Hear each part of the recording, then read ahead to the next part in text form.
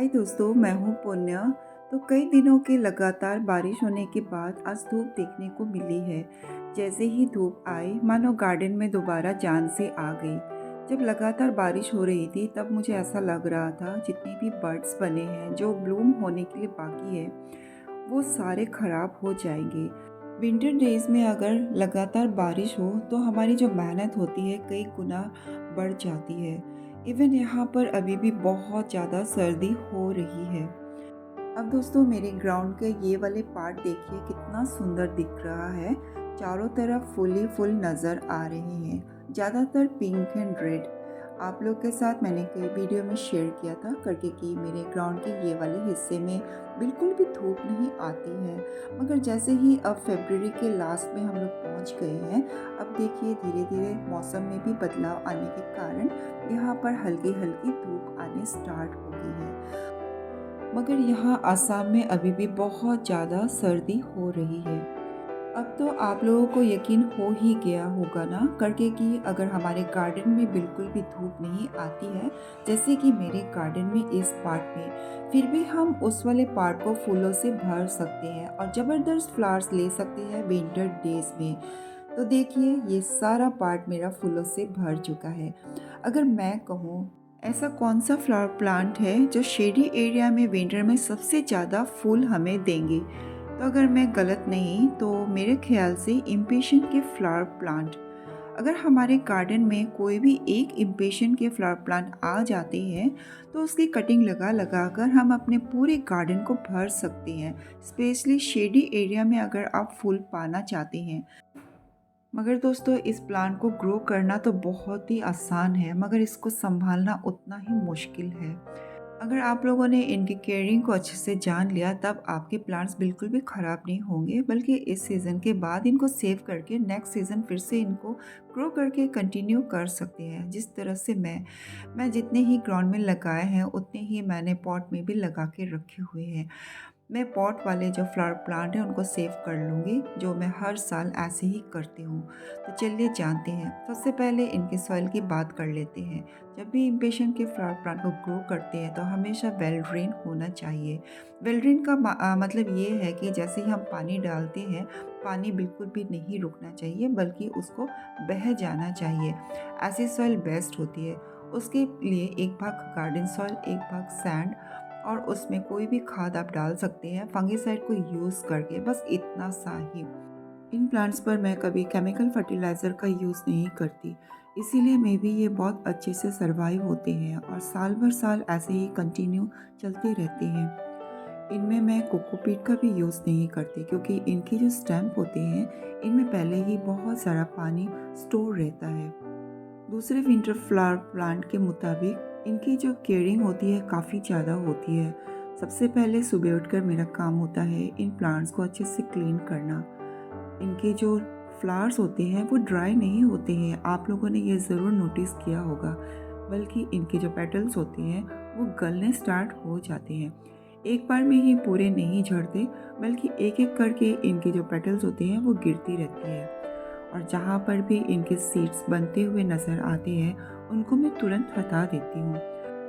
इनमें seed pot बहुत जल्दी तैयार होता है, इसीलिए जितना आप इनके सीड्स को हटाएंगे उतना हैवी अमाउंट में आपके ये प्लांट फ्लावरिंग करेगा। ज़्यादातर बारिश के दिनों में इनकी केयरिंग बहुत ज़्यादा बढ़ जाती है। इनके जो पेटल्स होते हैं वो गलना स्टार्ट हो जाते हैं और वहीं चिपके रहते हैं, इसीलिए एक एक करके इनको रिमूव करना बहुत ज़रूरी होता है।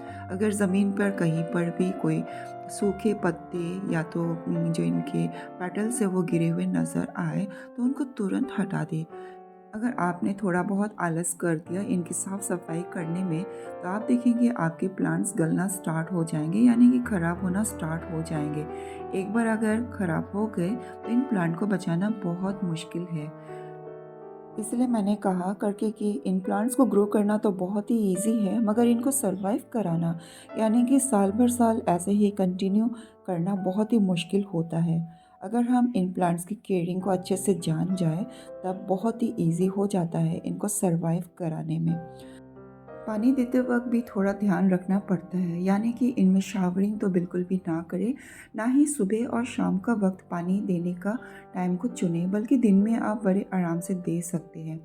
सॉइल को भी बिल्कुल ड्राई ना होने दें, यानी कि थोड़ा सा मॉइस्ट ज़रूर रखें इनके मिट्टी पर। और दोस्तों आप लोगों को मैं दिखाती हूँ इनकी जो ज़मीन है उनको मैं किस तरह से क्लीन रखती हूँ। देखिए नीचे के हिस्से को मैं कितना सुंदर से क्लीन रखती हूँ, तभी जाकर मेरे प्लांट बहुत ही अच्छे चलते हैं। शेड में ग्रो होते हैं ये प्लांट, इसीलिए इनकी जो ज़मीन है जल्दी ड्राई भी नहीं होती है, ना ही इनके लीव्स ड्राई होते हैं, बल्कि येलो होकर नीचे ज़रूर गिरते हैं। ना ही इनके जो फ्लावर्स होते हैं वो ड्राई होती है, बल्कि इनके पेटल्स झड़ते रहते हैं।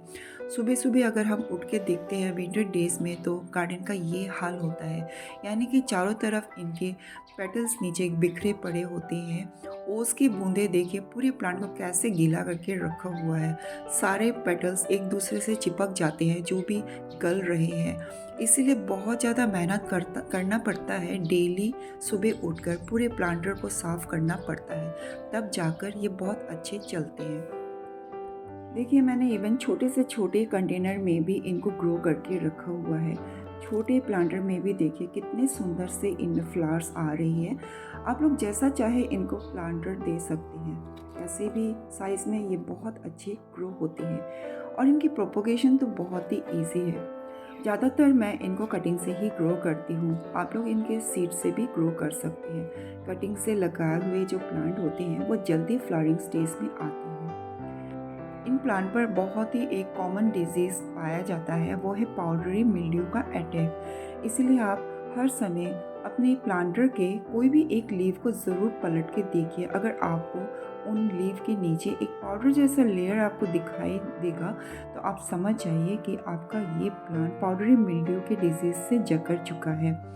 अगर ऐसा आप लोगों को दिखाई दे तो आप लोग तुरंत उस प्लांटर को एकदम सेपरेट कर दें, क्योंकि एक बार अगर इनका अटैक हो जाता है तो उन प्लांट को बचाना बहुत ज़्यादा मुश्किल हो जाता है। इसीलिए वीक में एक बार नीम ऑयल का स्प्रे करना बहुत ज़रूरी है। ऊपर से स्प्रे करने से कोई काम नहीं होगा, बल्कि उस प्लांट को उस प्लांटर को थोड़ा सा टेढ़ा या तो पलट के उनके नीचे हिस्से पे वीक में एक बार ज़रूर नीम ऑयल का स्प्रे करें। अगर आप ऐसे रूटीन में रखेंगे स्प्रे का तो आपका ये प्लांट कभी भी पाउडरी मिल्ड्यू के डिजीज़ से अटैक नहीं होगा। अगर आपके गार्डन में कोई भी एक प्लांट पर ये डिजीज़ का अटैक हो चुका है तो आप देखेंगे धीरे धीरे आपके सभी इम्पेशेंट प्लांट पर ये डिजीज़ फैल चुका होगा। इसीलिए उन प्लांट को बचाने की बजाय उनको अपने गार्डन से बिल्कुल ही हटा दे या तो उखाड़ के फेंक दे। वैसे तो ये शेड में ग्रो होने वाले बहुत ही सुंदर विंटर के फ्लावर प्लांट है।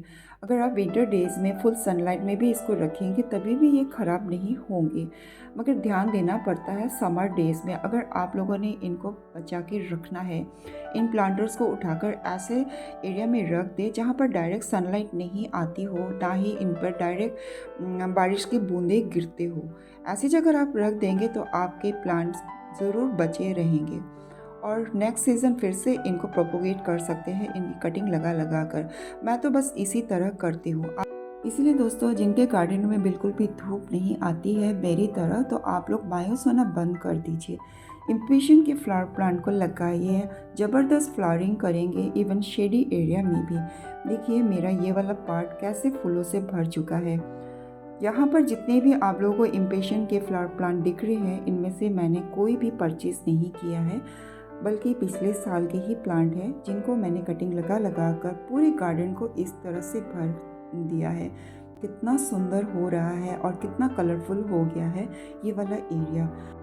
अगर आप इन प्लांट की अच्छे से केयर करेंगे मेरी तरह, यानी कि पानी का ध्यान रखेंगे, इनकी साफ़ सफाई का ध्यान रखेंगे, तब आपके इम्पेशन के प्लांट कभी भी ख़राब नहीं होंगे और शेडी एरिया में भी ज़बरदस्त फूल देंगे। देखिए मेरा गार्डन फूलों से कितना भर चुका है वो वाला एरिया, जबकि वहाँ पे बिल्कुल भी धूप नहीं आती है विंटर डेज़ में।